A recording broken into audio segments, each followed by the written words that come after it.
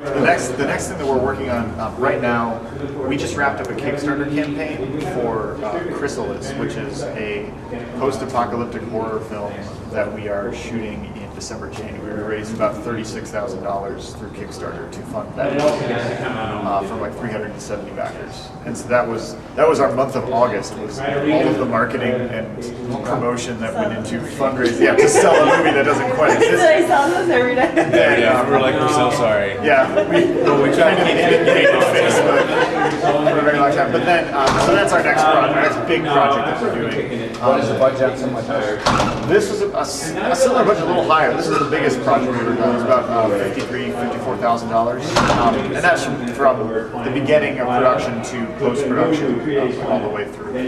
So, a lot of breaks, a lot of favors. I own a lot of the gear because I'm a freelance cinematographer, so we were able to shoot on most of my equipment and just rent ancillary stuff, a couple extra lighting and camera stuff. And then we got a big break on the airport because our hometown of Toledo, the Toledo Express Airport, had an entire wing of the airport that was devoted to AirTran. And then when AirTran went under and left Toledo, there was a whole wing of the airport that wasn't being used. And we were like, dude, this is amazing. And they let us in there for like $500 a day. And they were like, you have entire free reign of this floor and the floor below it. As an entire company, like the entire cast, all of the extras that were at each like day and crew had to be there at 7:30 on the nose. We had to email, escorted en masse through security, straight through the terminal, straight to that one, and we're not allowed to leave that until 5 p.m. that night. And we had to email TSA and Homeland Security every single person's social security numbers and birth dates and first and last names. And what wound up happening was that one of our actors got like escorted off the set briefly because they didn't have her date of birth because she didn't want to tell people how old she was. And so it was Polly. Yeah, it was Polly who played Lily. And so like I'm sitting out there like I'm in the lobby answering like phone calls and stuff because I had to like run a quick errand, and I see her like getting walked up with by a security guard, and I'm like, this can't be good. She's like half of the movie. So I like asked her like, what's going on? Well, they look because I wouldn't tell them that the year that I was born. I was like, no, it's very personal. Like, it's a thing I don't tell people. Okay, let's back up. Like, I don't think you understand the gravity of the situation. This is the Department of Homeland Security, and they need to know the year you were born, or we can't shoot this movie. So about half an hour later, she like wrote the year on a piece of paper and showed it to me and to the security guard, and they're like, okay. Go. So then we were hanging out. Half an hour later, we were setting up for a shot, so I had some downtime. And I went up, and John was like on his computer doing some producing stuff, and I was like, you should probably know that Polly's in handcuffs right now. And he was like, he came running out, and I was just like, he was so mad at me. This is awful. But anyway, so budget-wise, which is the original budget, we got a lot of favors called in, a lot of big breaks just because of being able to film in our hometown, being able to film in Ohio, being able to film in the Midwest. Is that what a bridge was, Ohio? The Allen Creek Dam. It's in just north of Columbus, Ohio, Delaware.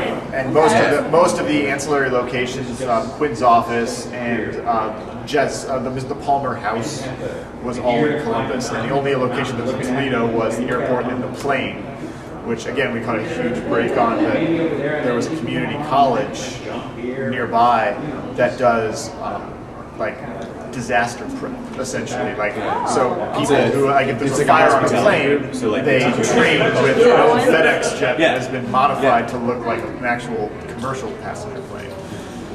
So, lots of randomly lucky serendipitous things that happen to us. It's funny. The house looked dated. Yeah. And like when he was in church, I remember like back in the 70s, the churches used to have the little signs of like how many people were in attendance. A little brown wooden sign. Oh yeah. And it was like, I mean, it just reminded me of like something that stood still. Time stood still. Our department was so good. I mean, we gave them a lot of time to get in and just get the place dressed.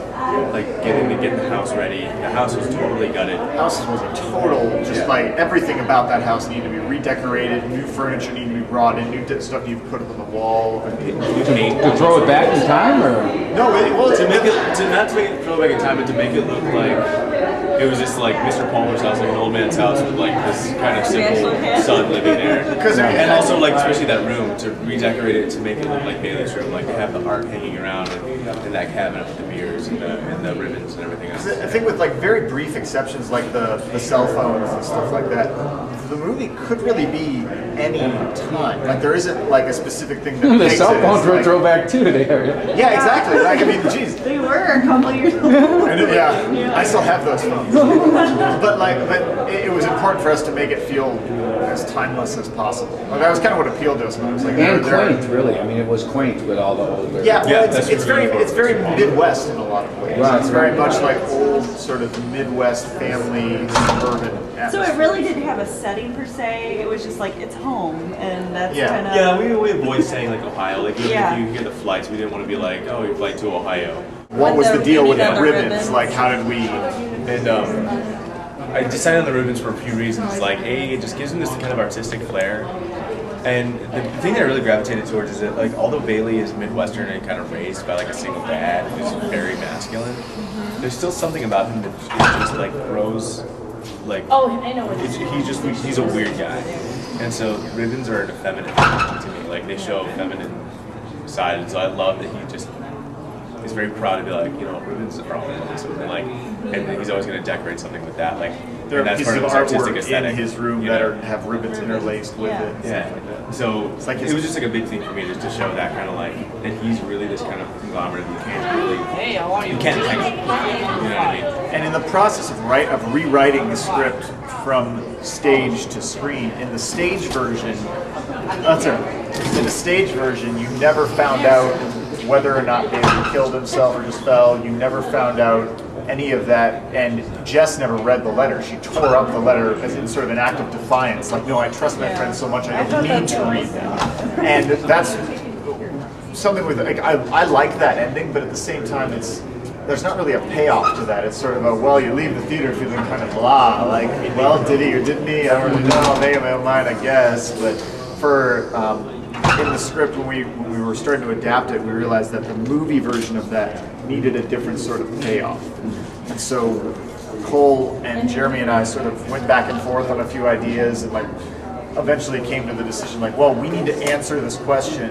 How do we have a through line throughout the movie that at least sort of links back to that? So that was the idea with Bailey and his ribbons. Yeah, that's- There was a was lot kinda of, cool. especially the original play and then the original draft screenplay, there's a lot about Bailey that, like, if you were to look at him just from a objective point of view, you're like, oh, I'd kill me. Like, cause he's kind of a, like, there's a review we had with the, like, I mean, loved Corbin as an actor, but said Bailey's character is kind of a sad sack. And but like, I think we went for that, but, you know, I wrote to Jeremy and I was like, I really need something, just one thing that's devoted to Bailey that makes us rally behind him, to make us think, wow, he's got something to live for. And then he wrote the Halloween scene where he tries to get into college. And we read that and I was just like, that's it. Because that's, so like, to me, that's Bailey's theme. That's the centerpiece of the movie in a lot of ways, is that moment where he sort of says, lie to me, let me be that guy. And you sort of realize, like, this is a guy who... He never really had anything easy on him. Like, he probably has a learning disability, never really did things in school, to the point where even his dad was like, you just can't get up to this. Well, him and his dad are opposites. Yeah, like in a lot of His ways. dad seems like a Marine Corps guy. He's an Yeah. artist, and that usually don't mix together. You know? Yeah. So so for us, it was important to have these very distinct characters, but also to have this through line where, while you can still draw your own conclusions about what happened or what might have happened, everything does kind of come together in the end. And, Yeah. there are little shots that are echoed later. There are little moments of dialogue repetition that happen throughout. So that at the end of it, there is this sort of cathartic moment when Jess pulls up that briefcase from the dam. Yeah. So, I think so. and that was the long answer to that. That's a good question.